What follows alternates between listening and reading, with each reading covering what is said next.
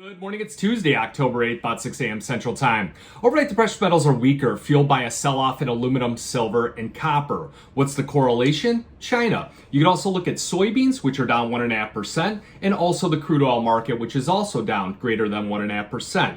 So the Chinese markets returned from a week-long holiday, and its country said it was confident that it would hit its economic targets this year. That's when the precious metals last night went up. That's when everything was rallying across the board. While most people were watching Monday Night Football, I was watching a press conference taking place in China. So we saw the Chinese stocks, they started the session with a strong rally, but then the press conference stopped short of unleashing more stimulus measures. That really disappointed the investors. And then the Chinese stocks, especially in Hong Kong, if you look at the Hang Seng, big capitulation, big outside sell-off to the downside. So what you want to do is you want to look at, when you see these types of press conferences, you start to compare what had happened in 2008, 15, and 24 when China did unleash different stimulus measures. You go across every aspect, your monetary policy, local government debt, infrastructure spending, tax and fiscal policy, and then encouraging consumption. And what's happening is that it's the infrastructure investment. They're waiting for that, and that's what really took some of these metals that you guys trade lower, like the aluminum, the copper, things like that, the silver market, that are all around the infrastructure type of metal. So that risk off contagion, what it did was it fueled a sell-off here in Europe, and we saw that any of the sectors that are exposed to China, particularly the miners, particularly luxury good names, those are all sliding. Now US equity futures are snapping back after yesterday's sell-off, and I suspect that it could be some kind of rotation, especially people that are trading the Hang Seng. So we do have the treasury markets, they are rallying a bit. That's taking off some of the pressure we've seen from higher 2-year yields. The dollar index is coming off just a bit, and that gives a small boost to the gold market, and that's why gold futures are unchanged here on the overnight session. So looking at the overnight session, gold unchanged, 26.65. Silver futures down 1.5%, 31.52. That's down 47 cents. Copper futures down 11 cents. Big move lower here, 4.45. That's down about 2.5%. Then you get platinum down $8 at $9.79. So aluminum down $77.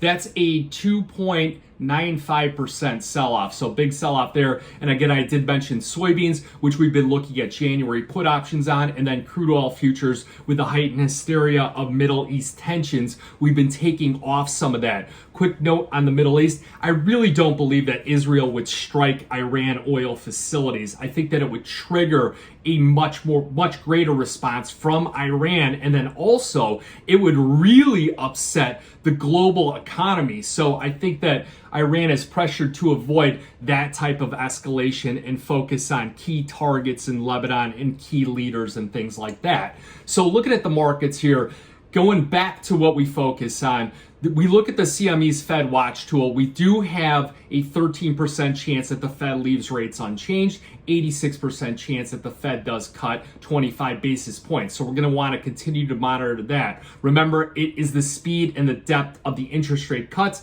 that helps fuel a rally in the gold market. And if you look at gold futures right now, kind of stuck in this $50 range, $26.50 on up to $2,700. We did check out the lower boundary here last night, dipping below the 26.50 level, but it looks like these corrections are a bit shallow in nature at the moment. Now, looking at some things in the economic news today, we will have Raphael Bostic and also Susan Collins. They're both due to speak here later today. Tomorrow's when the fireworks start with the Fed minutes and things like that. So it's the disappointment of the lack of the further stimulus measures in China that's kind of filtering through some of these commodities and hitting the metals market. So copper futures hitting that 2-week low. Oil prices, again, geopolitical concerns in the Middle East, but it could snap a 5-day winning streak. So looking at the gold market here, we're kind of sliding lower. We need to see the end of the week, some some of this data make a turn in order to push back up to 2,700. Otherwise, we'll start to get a little bit more defensive if we start breaking down below like 2620, and that's kind of your trend reversal point where it takes gold back to a neutral trend. Looking at the copper market, a little bit lower here. It's going to be 434. If we break there, we're probably going to come back to the 50 and 200-day moving average. Silver, still kind of holding this sideways shape here. We don't really want to see a sell-off below 31.15, and then below that would be 30.30 and then 30.03. 29.93, that's going to be your 50-day moving average. And the platinum market coming back down to those key levels of support as well. So you got any questions? If you guys watch the Schwab Network, I'll be on at 7:15. I'm going to be on with Tom White. We'll dig a little bit more deeper into some of these different characteristics of the markets and also some of these different dynamics that are happening right now. A lot of people have been reaching out about Hurricane Milton, and hopefully that thing just cruises on by. And I always say that hope is not a strategy, but it is one when it comes to fishing and the weather, because you can't control either.